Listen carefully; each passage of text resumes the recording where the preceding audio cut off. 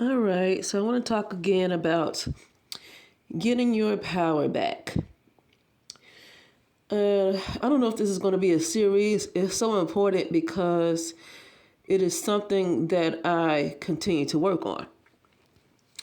A lot of people, but like I say, I'm talking to indigenous women, need to get their power back. And the reason why I'm talking specifically to indigenous women, because I realize that a lot of people are using their energy while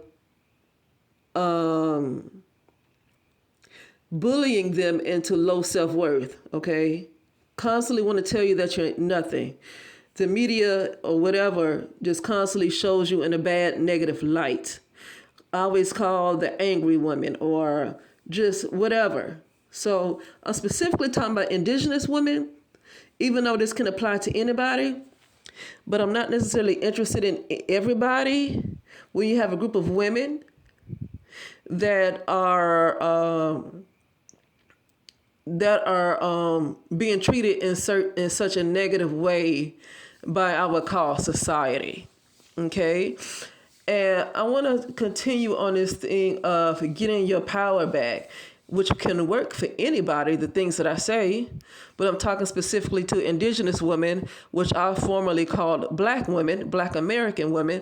I rather call indigenous women because I think part of getting your power back is getting away from that term called black. I don't like that term black. The way the term black is used in this particular matrix, it is meant as everything that's bad and negative. In a different matrix, it would mean pure. In this particular matrix, it means dead, it's bad, it's evil, okay? And so putting a group of people in that category, ever since that happened in the late 60s, you know, they went from being called Negroes to black, and I feel like so-called black people lowered in consciousness ever since then. Black people, like I always said, these aren't the same people from back in the day. Who are these? Like they got a different, they DNA are completely different from these people back in the day. I can't identify what I'm looking at right now. What are they? Like they are subhuman. Who are they? Okay? But anyway, so, because this is going to be short because I have to go. It's getting late for me. Another way of getting your power back is changing the thoughts, right? I'm not talking about changing the thoughts in your conscious awareness. I'm talking about overall, like your roots, your belief systems, what you call trees. Trees are belief systems, okay? So I'm talking about literally uprooting all of those negative thought forms that took roots since you were a child. That the roots, the tree is so big, though sometimes it might seem impossible, and you just want to work around it because sometimes you get a certain age, and that tree has gotten so strong and powerful that you just don't want to deal with it. But that's you want to deal with that though, because that's something that's still in your heart. And when you transition up out of here, you're going to go somewhere else. The mind doesn't stop. And once you transition up out of here, you're going somewhere else. So you want to change that. So another way of getting your power back is to uproot certain trees that need to be uprooted and plant certain trees that are more beneficial to you, right? Like self-worth and self-love. They have all kinds of great subliminals on self-love, and they have all kind of good love frequencies too, different frequency tones that you can listen to that will raise your frequency. So like if you're struggling with depression, if you're struggling with fear, is a big one. Fear has to go. A lot of people have strong roots in fear. It's not even about being scared of a specific thing.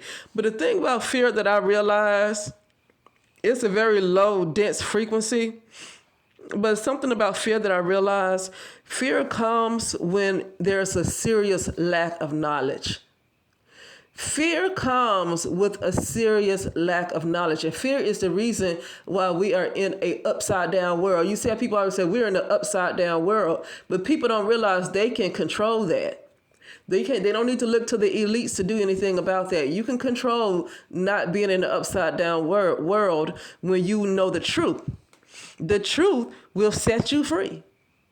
So much stuff is in the Bible. I can read the Bible without believing that somebody is my Lord and Savior and they died for me. Now, if somebody else want to believe that, that's fine. But I already realize who I am, and I'm not going to get into things I've said because I said in other videos.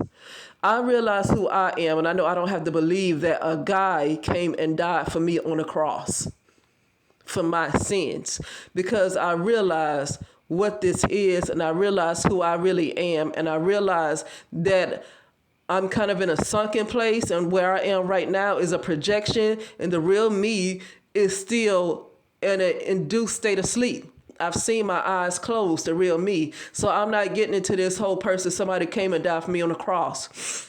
Okay? But other than that, getting around that, letting that part go. Okay? There's a whole lot of good stuff that's in the Bible. Just let that, eat the meat and spit out the bones. But like some people say the bones are actually good. So I don't know about spitting out bones either. But, you know what I mean? The saying, but the truth shall set you free. When you know the truth, you don't have fear because you have the truth and you have knowledge, revelation knowledge. I learned that from Bill Winston, revelation knowledge. Okay. And so with that, you get more upright.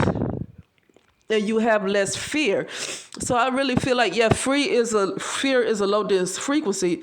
But when people tell you not to have fear, you can't just tell somebody not to have fear, because to get out of fear, you're going to really need more faith. You're going to need a lot of truth.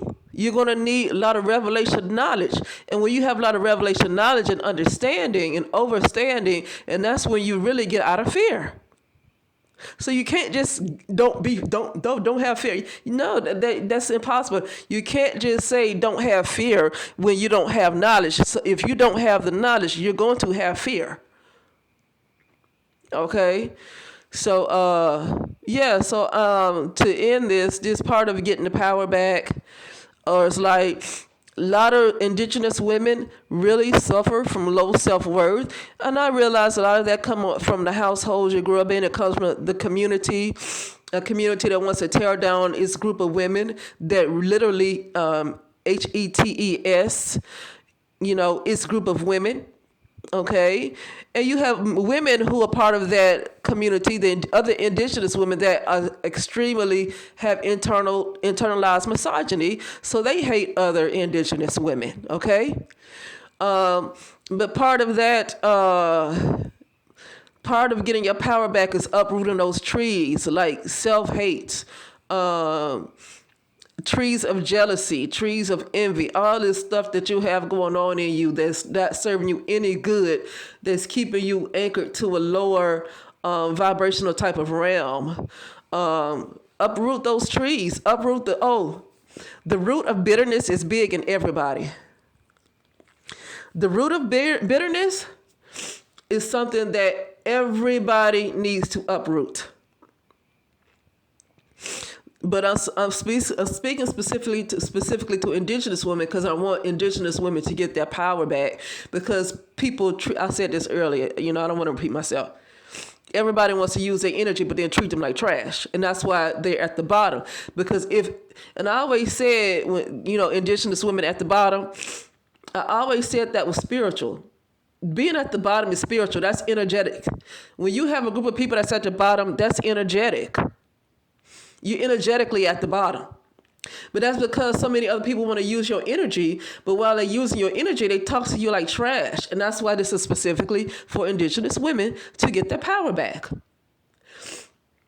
And a big way to do that is to get rid of the trees that keep you low in vibration, like jealousy, envy, lust, low self-esteem, low self-worth, low self-confidence, all those things that keep you low. Reprogram, uproot those trees and plant a different set of trees that are better, like self-worth, high self-worth, self-love, self-confidence, okay, perfect love, cast out all perfect love, cast out fear, faith, okay, faith drives out doubt. Okay, all that different stuff right there, true. You can just really go through the fruits of the spirit.